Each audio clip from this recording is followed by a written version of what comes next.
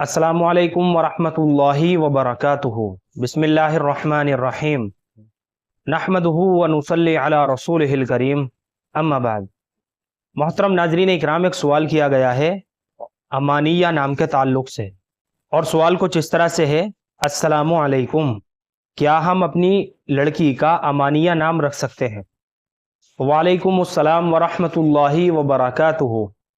देखिए, अरबी लुगत के अंदर अमानिया लफ्ज़ मिलता है, यानी या के ऊपर तशदीद के साथ अमानिया, और ये उमनीयतुन की जमा है। उमनिया इसके माना है तमन्नाएं, आरजुए और ख्वाहिशात। तो इन माना का लिहाज करते हुए ये नाम लड़की के लिए बिल्कुल भी मुनासिब मालूम नहीं होता, क्योंकि इसके माना जो है वो तमन्नाएं, आरजुएं और ख्वाहिशात के हैं, तो इसलिए ये नाम मुनासिब नहीं है।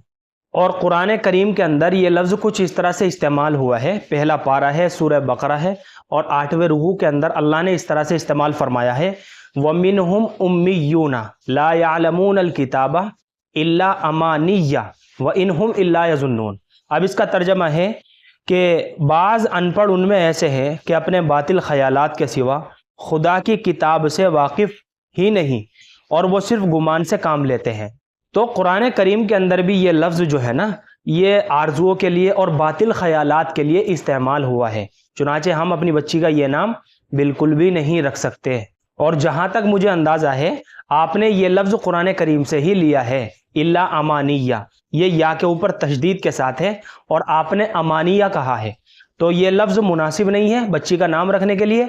और कुरान करीम से हम सारे लफ्ज़ नामों के लिए इस्तेमाल नहीं कर सकते, बल्कि ये देखा जाएगा कि ये लफ्ज़ जो है नाम के लिए इस्तेमाल हुआ है या नहीं, इस्म है या नहीं, और इसके माना क्या है, मफ़हूम क्या है, मुराद क्या है, ये सारी चीज़ें देखनी पड़ती है बाहर के। तो अमानिया नाम हम अपनी बच्ची का नहीं रख सकते। इसके अलावा आप सहाबियात के नामों पर या अच्छे माना पर मुश्तमिल कोई अच्छा सा नाम मुंतखब कर ले तो ये ज़्यादा बेहतर है। मुझे उम्मीद है कि आप सभी हज़रात को अच्छी तरह समझ में आ गया होगा। फ़क़त वल्लाहु आलम।